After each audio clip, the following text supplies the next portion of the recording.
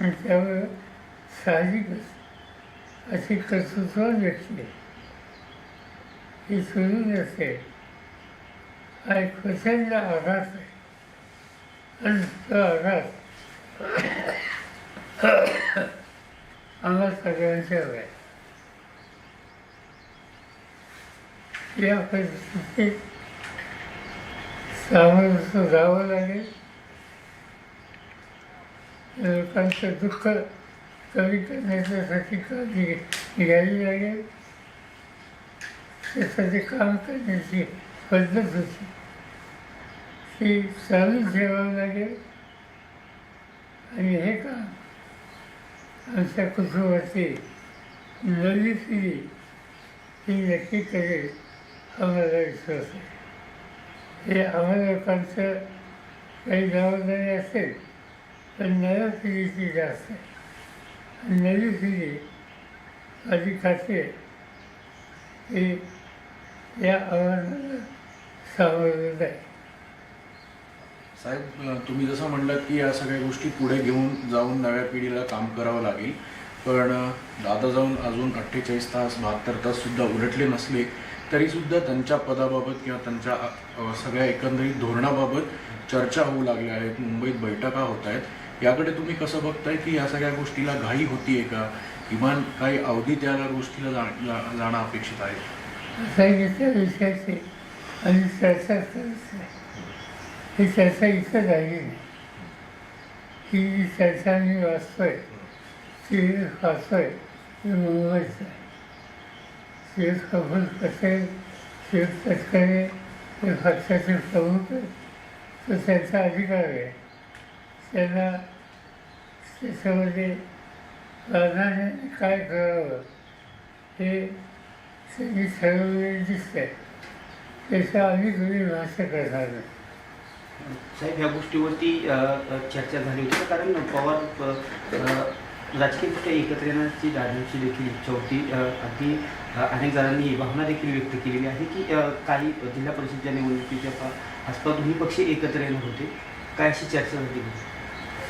असं आहे की जिल्हा परिषदेच्या निवडणुका आता सुरू आहेत त्याची सगळी जबाबदारी अजितवर. मी स्वतः कधी जाती नाही या निवडणुकीत.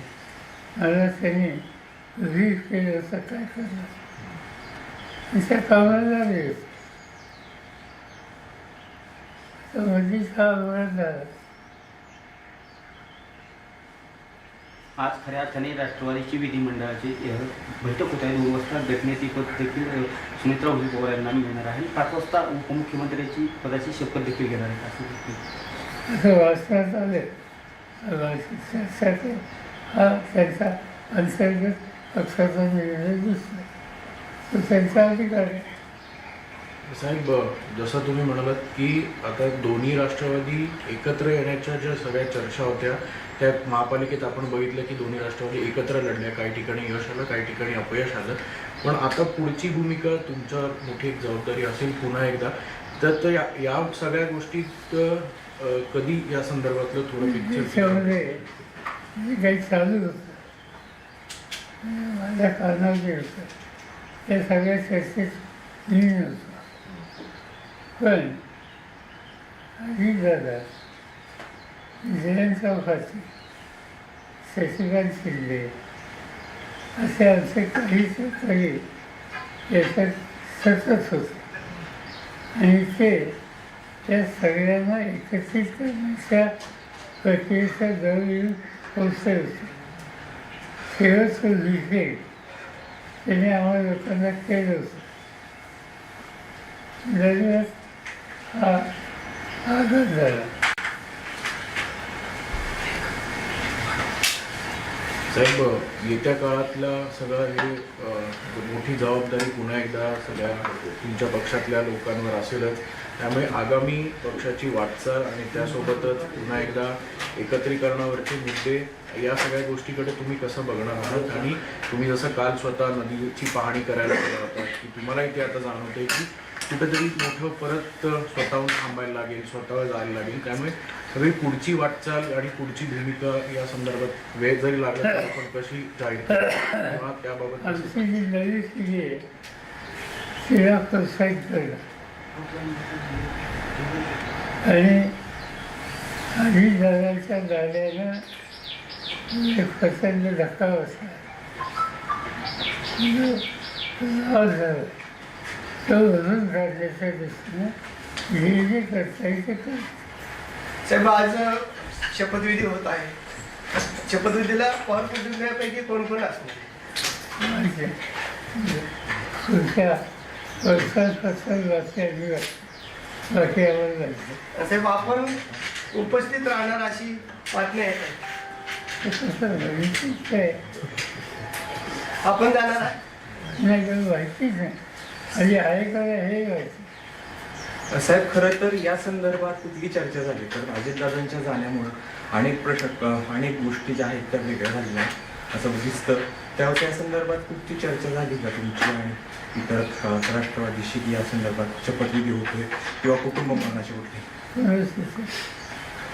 कुणाची नाही. नरेश अरोरा काल आलते. सुप्रिया बी त्या साहेब नवी सागर कोण हे मला माहिती. या घराचा नवी होतं. काल आपण तातडीने नदीवर येऊन पाहणी केली.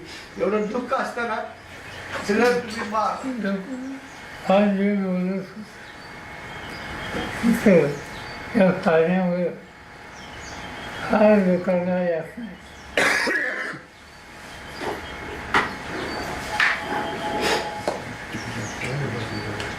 सर हिंदी में एक बार हिंदी में बता दीजिए सर। आज सुनेत्रा पवार शपथ लेने वाली है, क्या आपको इस बात की जानकारी है? नहीं तय किया होगा तो उनसे पार्टी ने तय किया होगा और जो अखबार में आया है इससे लगता है कि पार्टी ने कुछ तय किया है क्योंकि कुछ लोगों का नाम आया है जैसे प्रफुल्ल पटेल जैसे तस्करे जो उन्होंने इनिशिएटिव लिया है यानी इनके पार्टी ने इंटरनल कुछ न कुछ तय किया होगा. कल नरेश अरोड़ा की मीटिंग हुई थी सुनेत्रा पवार के घर. हम जानते नहीं. आप जो नाम लेते हैं मैं उनको जानता नहीं. साहेब अनेक नेत्यांचं मत असं आहे की दोन्ही राष्ट्रवादी एक व्हावं आणि दोन्ही राष्ट्रवादी एकत्र आले तर हा गाडा पुढे जाईल. असं आहे दोन्ही राष्ट्रवादी एकत्र यावं याच्यावर गेली 4 महिने पक्षात चर्चा चालू होती आणि ती चर्चा त्याचं नेतृत्व अजित पवार जयंत पाटील यांच्याकडे होतं. सगळं डिस्कशन या लोकांनी केलेलं. दुर्दैवाने या अपघातामुळे याला खंड पडेल असं चित्र दिसतं. काल साहेब खऱ्या अर्थाने तटकरे साहेब असतील किंवा भुजबळ साहेब असतील यांनी जी मुंबईमध्ये चर्चा केली याची कल्पना कुणाला देण्यात आली होती का? कारण मला माहिती मी आज वाचलं सकाळी. सर आपके परिवार की आपकी बहू महाराष्ट्र की पहली महिला उप मुख्यमंत्री बनेगी. हालांकि अवसर बहुत शुभ नहीं है पर आप ही की परिवार एक तरीके से ये माइलस्टोन सेट कर रहा है. As a member of the family what do you think about it? वाचच आहे की जर वेळा असं ऑफिसला नाही बिहारला अभी आज ऐसी स्थिति में कैसे सामना करना इसको ध्यान देना पड़ेगा और इसीलिए कोई ना कोई तैयार होकर आगे आने के लिए जिम्मेदारी लेने के लिए तैयार हो तो इससे हम लोगों को कॉन्फिडेंस मिल सकता है. साहेब जिल्हा परिषदेच्या निवडणुका झाल्यानंतर या दिल्लीमध्ये आणि राज्यामध्ये वेगळं चित्र दिसत. अशी चर्चा आहे की दिल्लीमध्ये सुप्रियाताईंना स्थान दिलं जाईल केंद्रामध्ये मोठ्या पदावर आणि राज्यामध्ये रोहित पवारला मंत्रिपदावर घेतलं जाईल. माहिती आहे अशी चर्चा आमच्यात नाही पक्षात नाही. सर आपने बताया कि आपको कॉन्फिडेंस में नहीं लिया गया था एनसीपी के काय नेता. का करतो कॉन्फिडेंस में काय का सुनेत्रा पवार का नाम आगे ढकेलने से हमारा कॉन्फिडेंस नहीं तो फांसी की उनकी जीवन है, हमारे यहाँ अलग है। पर क्या आपके परिवार के हैं, आपका परिवार इसमें काफ़ी क्लोजली इन्वॉल्व है? परिवार की समस्या हो तो साथ देने के लिए है, अगर बाकी परिवार की कुछ सुने। पर क्या आपको कोई ऐतराज है सुनेत्रा पवार जी का नाम आगे ढकला गया है? साहेब, मंत्रिमंडळाचा आज शपथविधी होतोय, घाई शपथविधी केला जातोय. आपलं काय मार्गदर्शन आहे? माहीत आहे त्या पक्षाने जे काही ठरवलं त्याची परिस्थिती आपल्याला दिसते. साहेब, तुम्ही जसं असं म्हणताय अचानक पद्धतीनं सुनेत्रा पवारांचं नाव पुढे येतं. खरं तर हा अपघात अचानक झाला आणि अचानक पद्धतीने सुनेत्रा पवारांचं नाव उपमुख्यमंत्री पदासाठी पुढे येतं. नेमकी काय कारण तुम्हाला अशी वाटतात की ही कारणं या संदर्भात असू शकतात? असे आधी पक्षाची जबाबदारी करणार असते, ते गेले, कुणीतरी यायला पाहिजे आणि त्याच्यातून पक्षाने निर्णय घेतलेले असते. नाही सर, सगळं मान्य आहे, पण किमान दुखवटा तरी पूर्ण झालं पाहिजे ना. एवढी घाई कशासाठी? कोण करताय सगळं? मी नाही. साहेब जयंत म्हणजे पाटील प्रफुल्ल पटेल हे सगळं भाजपच्या सांगण्यावरून करतात असं एक जयंत पाटील आणि दादांची या सूर समोर येतो. चर्चा सुरू होती, परंतु आता जी राज्यातील घटना परिस्थिती घडत आहे यावरती कुणीही भाष्य करायचं नाही. परंतु शशिकांत शिंदे वेळोवेळी सांगतायत की आम्ही एकत्र येऊन हा निर्णय घेतला होता, परंतु आता जे निर्णय होतात तर काय कसं पाहताय निर्णय?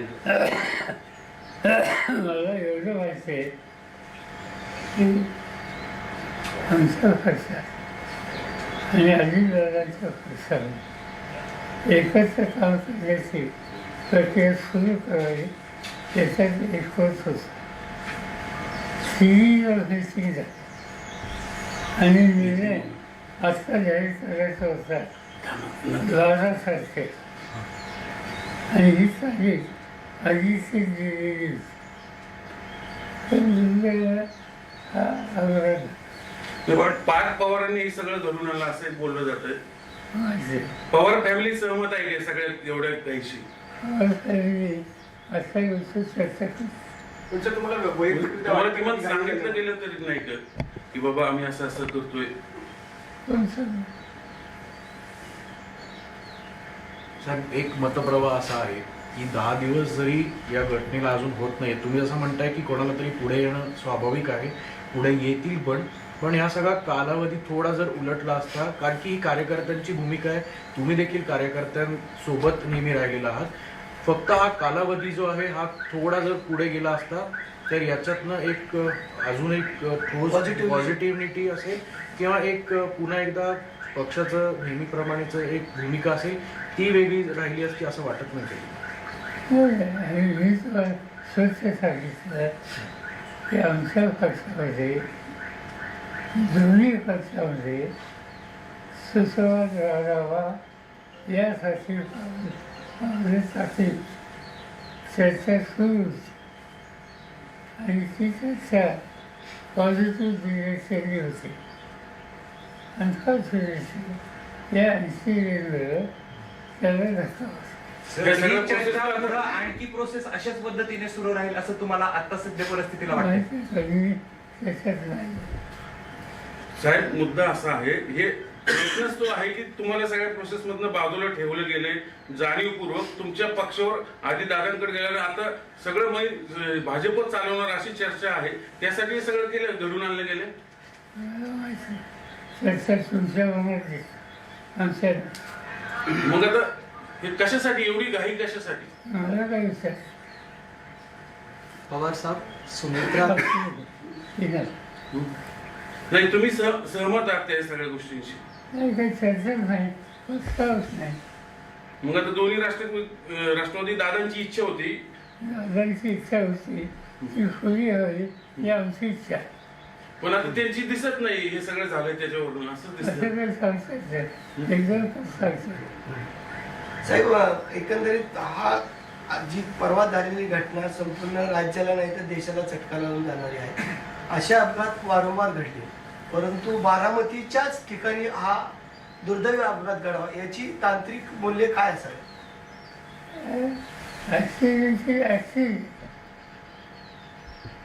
टेक्निकल सिचुएशन क्या हो सकती?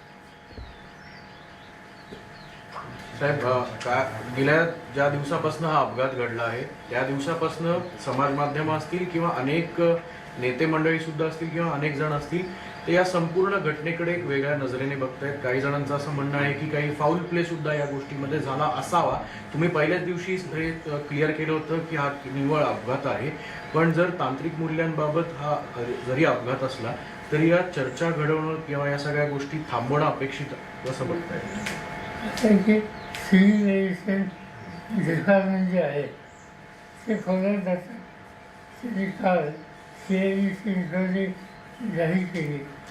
बघूया त्याचं काय येतं. दादांची आठवणी तुम्हाला कशा जागी करतात? दादांचं आपलं बोट धरून दादा पुढे आले, धावत गेले. मला तर चालू घ्यायचं. सर दादांची इच्छा होती दोन्ही पक्ष एकत्र यावेत, पण आता दादाच नाहीये. मग तिकडनं ही सगळी मंडळी कोण आता कोणाशी चर्चा करणार? ते ठरवते ना. हा निर्णय ही जी प्रक्रिया त्याच्यात आम्ही पूर्ण मी सांगितलं. अजित पवार होते, जयंत पाटील होते. जयंत पाटील हे जाऊन विचारतात की तुला काय करायचं. तर दोन्ही राष्ट्रवादी एकत्र येऊ नये याच्यासाठी पण प्रयत्न. त्यासाठी हे सगळं घडवलं गेलं असं एक बोललं जातंय. तुमचं काय सर? बोललं जातं ते आमच्या कारणात. जी मंडळी दोन्ही पक्ष एकत्र आल्यामुळे त्यांचं महत्व कमी होणार होतं त्यांनी हे सगळं घडून आणलंय असं वाटतं. अशी माहिती असते तुम्हाला द्या. साहेब असं पण अनेक म्हणजे तुम्ही सहमत आहात का या सगळ्या गोष्टींशी? साहेबांना अंदाज असा होता होता आपण दादांच्या मिसिंग आहे. नाही शेवटचा शेवटचा. साहेब भाजप बरं दादा एकत्र आल्यानंतर आपण भाजप सोबत जाणार होता का? दादा जर दोन्ही राष्ट्रवादी एकत्र आहे येणार होत्या आणि सत्तेमध्ये राहायचं असेल तर आपण भाजप बरोबर जाणार होता का? भाजपचा काय सवाल? दादा ऑलरेडी भाजपमध्ये आहे तर ते सत्तेमध्ये आहे. मांडली आहे. आमची जी चर्चा झाली त्याच्यात असा कुठला पक्ष त्याचं नाव नसतं.